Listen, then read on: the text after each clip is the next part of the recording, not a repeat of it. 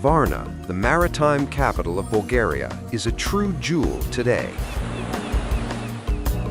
Modern, vibrant, and welcoming. A city of youth, of carefree summers, and a salty breeze carrying the echo of 1,000 toasts.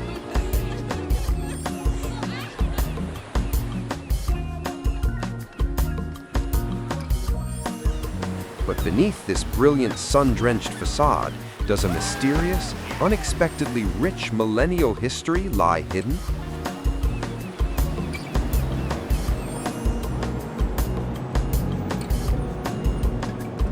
Is it possible that behind the smiles of Varna's people pulses the spirit of Europe's oldest golden civilization?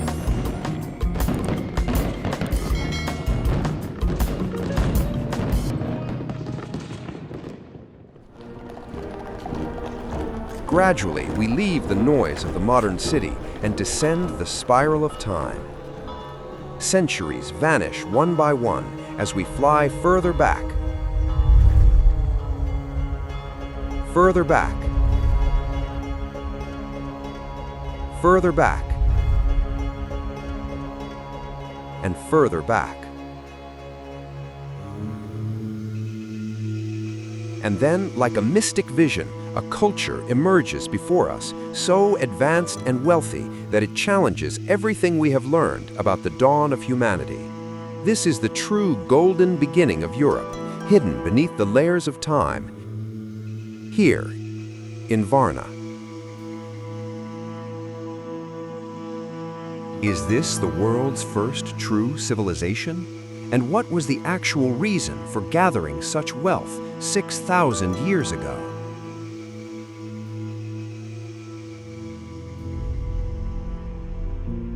It is the invisible master of life, salt, a small crystal that weighs more than gold, because without it, the body withers and food is just ash.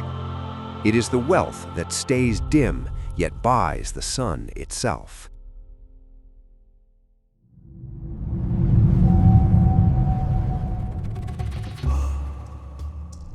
In the 5th millennium BC, the Balkans became the first global laboratory of human civilization. Here, the density of the settlement network reached levels unknown, where giant tell mounds like Karanovo and Unatsite served as proto-cities with millennial memory. Data shows that Varna's lake cities are not a lone phenomenon, but a motor and main hub of an economic system covering nearly 1 million square kilometers, from the Carpathians to the Peloponnese.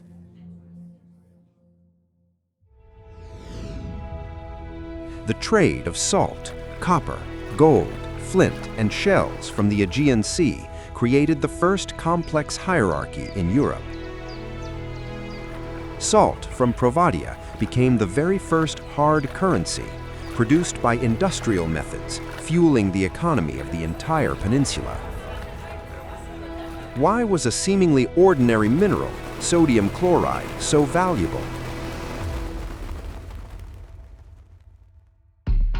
Salt is the only edible rock on the planet, which is simultaneously critical for the electrolyte balance of the human body and for our nervous system. It was the first technology for preserving time, allowing ancient people to store food for months and survive harsh winters. Salt was so precious that it was called white gold in antiquity. As a powerful antiseptic and preservative, salt held a mystic status, used for healing wounds, disinfection, and as a core element in rituals. In economic terms, salt was the first driver of global trade, forcing man to build roads and raise fortresses to protect it.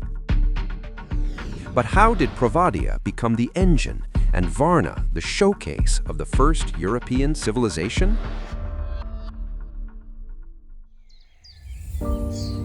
More than 7 millennia ago, migrants from Thrace found salt springs in the virgin forests near Provadia, turning this region into the economic heart of the ancient world. There, the first industrial center of the old continent was born. The geological base of this rise is a giant salt deposit, a salt cone starting from 4 kilometers deep with a 15-kilometer base. Groundwater passing through it reaches the surface as supersaturated brine springs.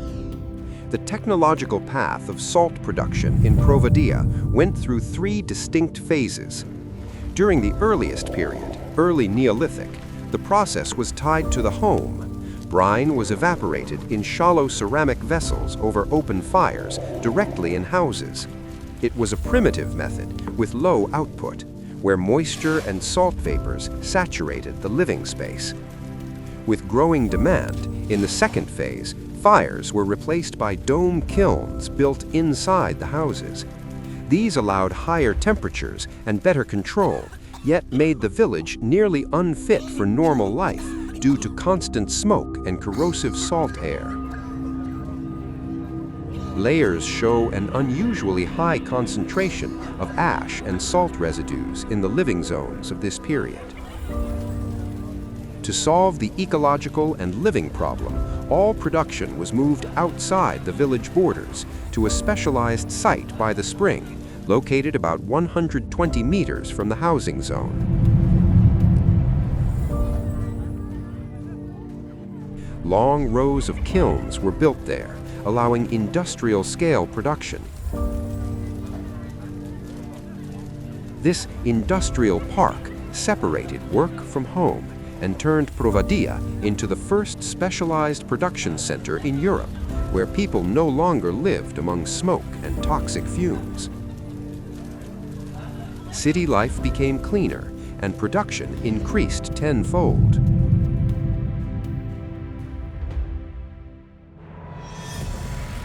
The fortified settlement itself also went through countless changes over its long existence. This is the earliest and largest stone defense system ever found in prehistoric Europe. It includes radial walls and bastions protecting the salt bank. The fortified core's diameter is small, about 100 meters, but the building density inside is extreme.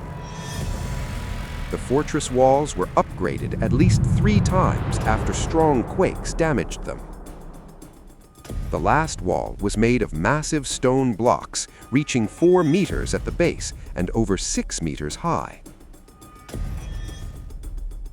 At peak production, up to 5 tons of dry salt were made in one cycle. Salt was shaped into standard weight molds, serving as the first universal currency. Inside the town, space was organized radially, with 2-story and sometimes 3-story houses made of wooden frames and wattle, plastered with thick clay. The presence of 3-story houses in the mid-5th millennium BC was a true technological miracle for its time. These houses reached 7 to 8 meters, making them the tallest buildings in Europe and likely the world for that era. Archaeology tells us something striking. Social hierarchy here was so advanced, we can speak of early statehood. The rulers of Provadia didn't just make salt, they managed it. They planned the defense of their resource with military precision. The giant stone bastions we see today are proof of a world where wealth had to be guarded by force. Without these white crystals, Varna's chiefs would never have carried their golden scepters.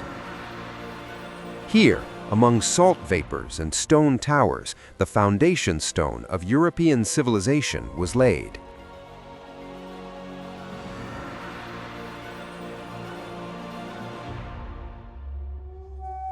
Trade logistics were perfectly organized. Isotope analysis shows that Provadia's salt fueled communities from the Carpathians in the north to the Aegean Sea in the south. Salt was moved along the Provadiska River to the Varna lakes, then by sea and land reached hundreds of kilometers away.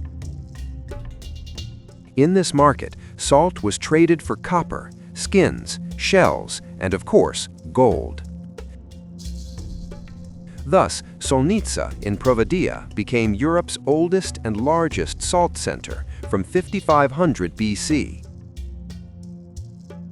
It was the gravity center of Balkan trade, making Varna's lake settlements the richest in the world.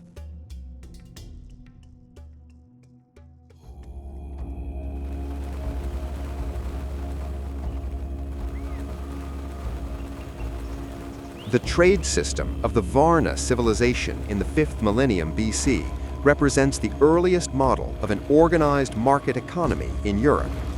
Artifact analysis reveals that Varna was a central logistics hub, controlling the movement of goods between the Black Sea and the Balkan interior. The status of merchants was of paramount importance. Their gold ornaments served as markers of social rank and creditworthiness, acting as guarantors for deals in a world without writing, built on trust and reputation.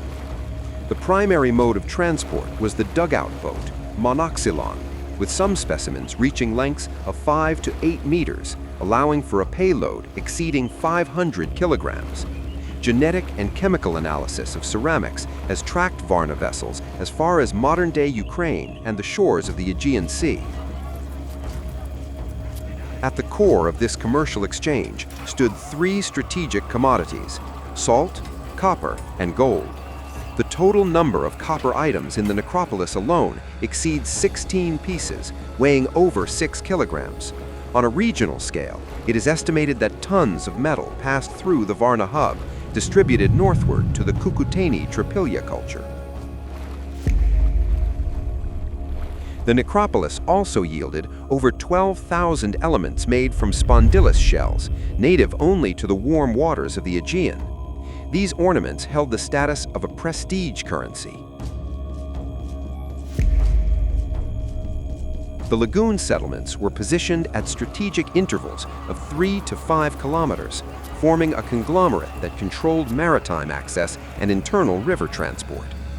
Salt from Provadia, cast into standardized conical molds weighing between 1.5 and 3 kilograms, served as hard currency.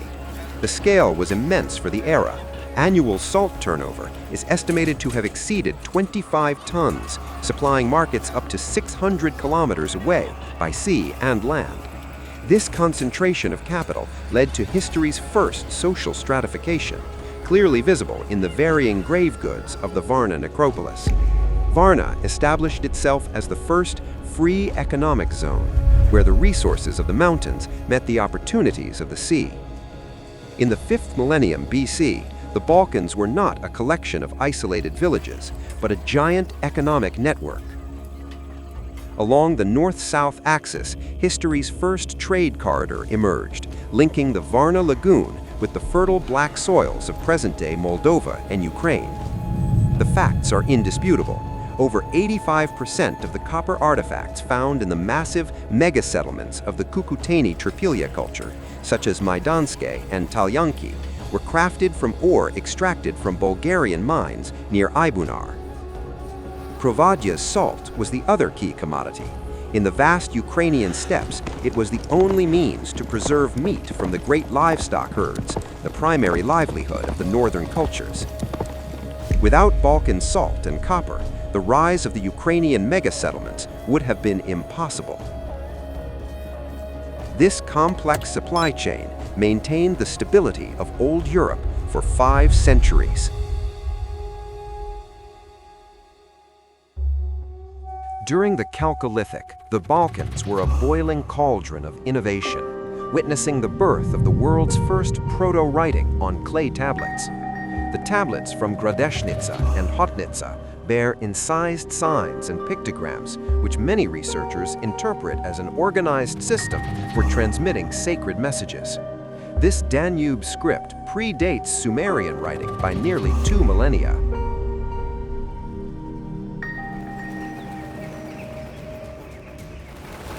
Ceramic production within the Varna culture also evolved into a true technological revolution. Unlike earlier eras, we see a transition to specialized updraft 2-chamber kilns. These facilities allowed potters to control temperatures up to a critical 900 to 1,000 degrees Celsius and manage the firing atmosphere, oxidizing for red tones or reducing for a deep, radiant black.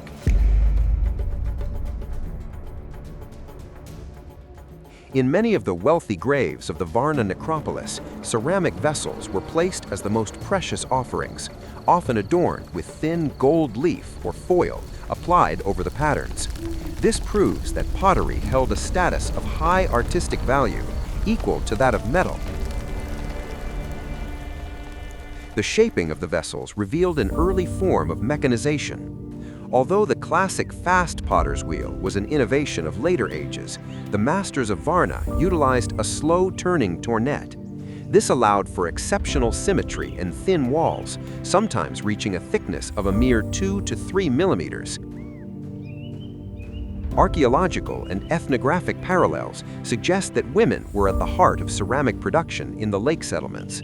They were the guardians of the complex geometric codes covering the vessel surfaces, utilizing negative motifs, meanders, spirals, and intricate incised lines filled with contrasting pigments. The most striking innovation, however, was graphite painting. Graphite was applied to the dried but unfired vessel. After being fired in a reducing environment, it acquired a metallic luster mimicking silver or lead. This process required a precise understanding of material chemistry. Combined with white paste incrustations made from crushed shells or limestone, Varna ceramics stand as the first example of industrial design in human history. Chalcolithic weaving was a highly specialized craft, requiring mathematical precision and a deep knowledge of botany. The primary tool was the vertical warp-weighted loom. Its construction was simple yet effective. Two upright wooden beams supporting a crossbar from which the warp threads hung, pulled taut by ceramic or stone weights of pyramidal shape. Materials were entirely natural, predominantly flax and hemp, as wool only began to appear more noticeably toward the end of the era. Flax underwent a complex process, soaking, beating, and scutching, until it transformed into thin, strong fibers spun with the help of bone or ceramic spindle whorls. The fabrics featured a plain weave, but were often adorned with woven ornaments and stripes. The cuts were mostly geometric and untailored, rectangular pieces of cloth wrapped around the body or fastened at the shoulders with bone needles and fibulae. This was the era of the wrapped body, where status was determined not by the complexity of the seam, but by the fineness of the thread and the richness of the color.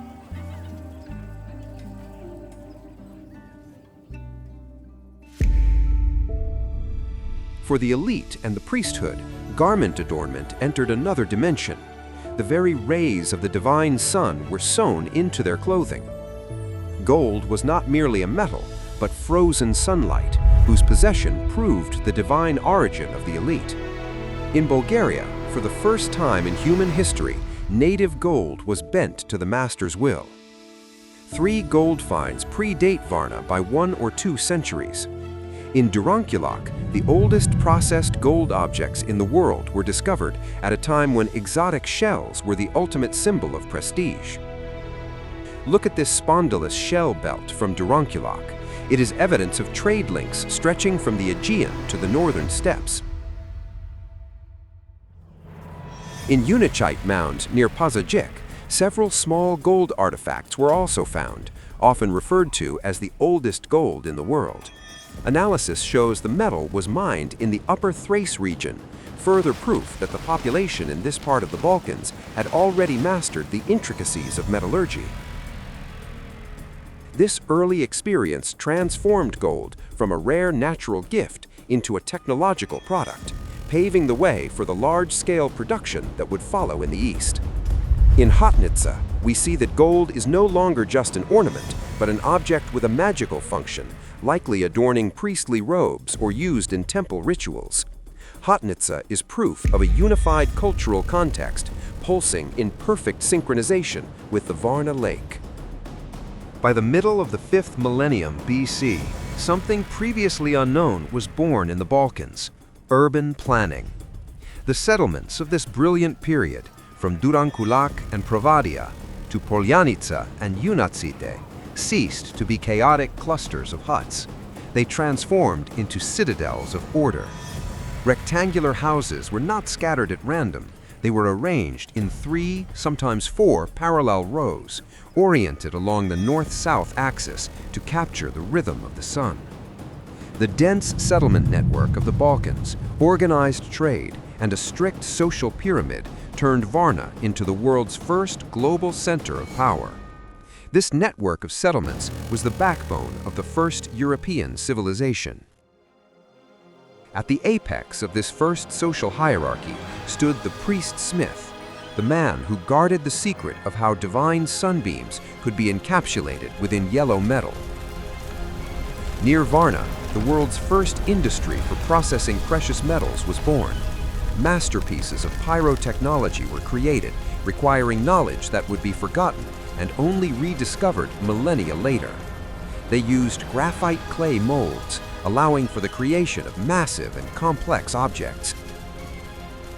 These masters knew how to polish metal with abrasive sands and leathers to achieve a mirror-like effect. Using native gold of exceptional purity, often exceeding 23 carats, they were the first to implement closed mold casting. The priest-smith of Varna was the architect of the first global theocracy.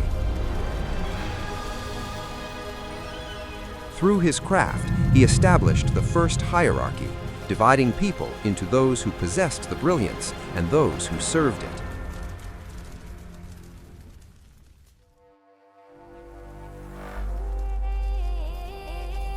While the man dominated the spheres of technology, metal, and foreign trade, the woman was the sovereign of the internal space. In the prehistoric home, it was the woman who controlled the transformation of matter. Modern science describes this society as matrifocal, focused on the mother and the female line of descent. Over 90% of discovered ceramic idols depict female figures.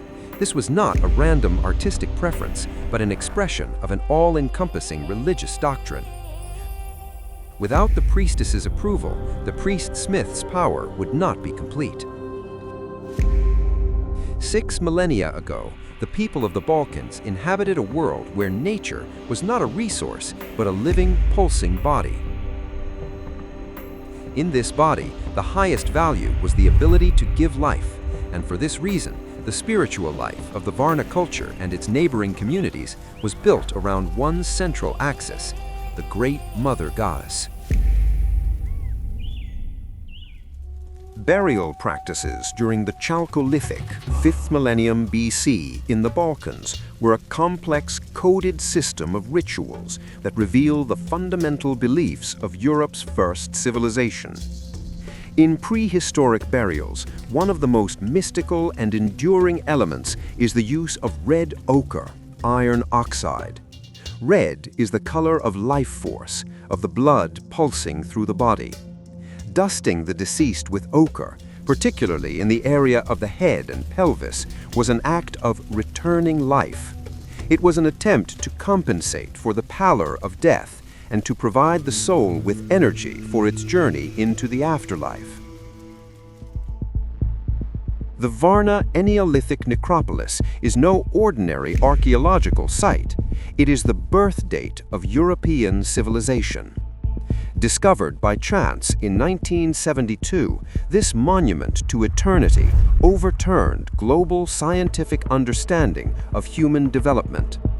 To date, approximately 7,500 square meters have been explored, revealing 294 graves that uncover a complex social structure through 3 main burial types: extended burials on the back, crouched burials, hocker, and mysterious symbolic graves known as cenotaphs. Most remarkable are the graves with clay masks of human faces, adorned with golden eyes, mouths, and earrings, likely rituals honoring ancestors or those who died far from home. In the necropolis, the world's oldest technologically processed gold was found, over 3,000 gold objects with a total weight exceeding 6 kilograms.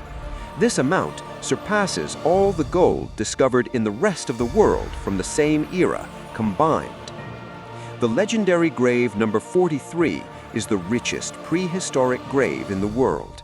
It contains the skeleton of a man, approximately 45 years old, literally covered in gold. Here, for the first time in history, a golden phallus shield appears, emphasizing the divine status of the ruler as the source of life and power.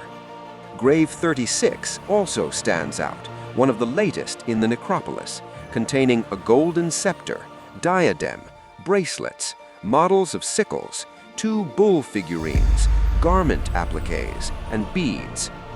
Grave number 4 is another iconic cenotaph, demonstrating the immense accumulation of wealth and social stratification within the Varna culture. Beyond gold, the necropolis contains other treasures, proving large-scale trade. But nothing in this world is eternal, not even the empire of gold and salt. After 5 centuries of unprecedented flowering, a period of slow, agonizing struggle followed, triggered by forces against which even the golden scepters of the priests were powerless. The primary engine of this collapse was Bond Event 4, a sudden climatic cooling that shook the entire northern hemisphere. In paleoclimatology, this term describes the periodic cycles of abrupt global cooling occurring approximately every 1,500 years during the Holocene. During these cold snaps, massive ice masses break away from the Arctic and drift far south into the Atlantic. As they melt, they deposit specific rock debris on the ocean floor, which scientists, led by Gerard Bond, use as fingerprints to identify these events. The melting ice pours vast amounts of fresh water into the sea, which is lighter than salt water. This dilution blocks the sinking of cold Arctic waters, causing the Gulf Stream to stop carrying heat northward, leading to a sudden climatic shock. The level of the Black Sea rose, and salt water began to invade the freshwater lakes and lagoons. The event led to severe drought in Africa.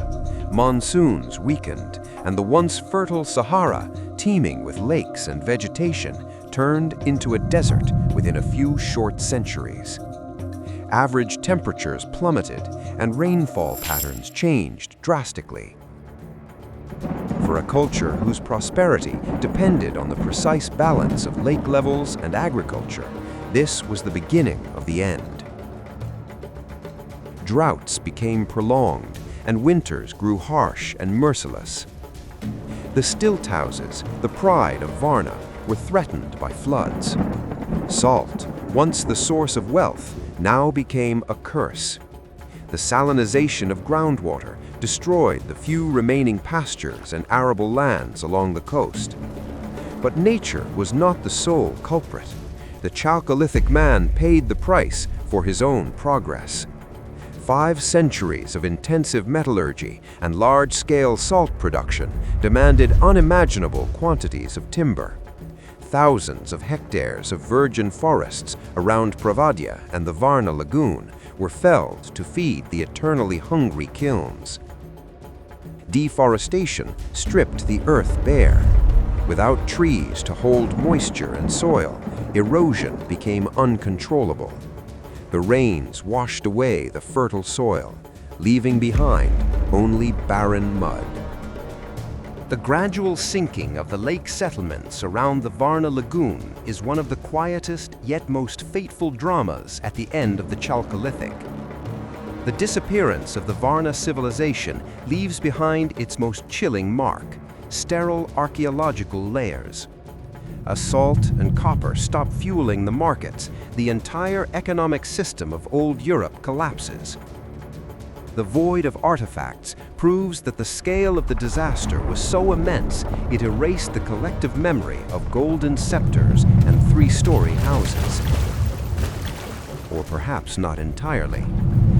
Maybe it is this very collective memory that will shape the Thracians over the next millennium.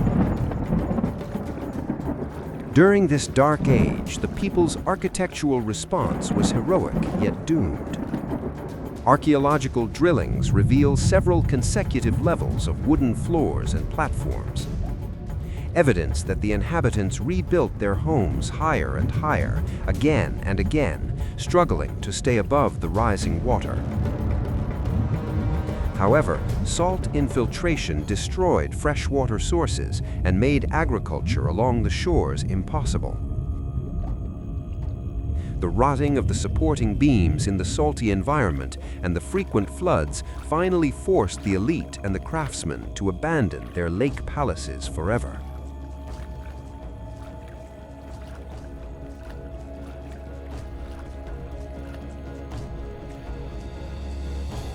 Weakened by famine, internal conflicts, and ecological catastrophe, the lake cities became easy prey.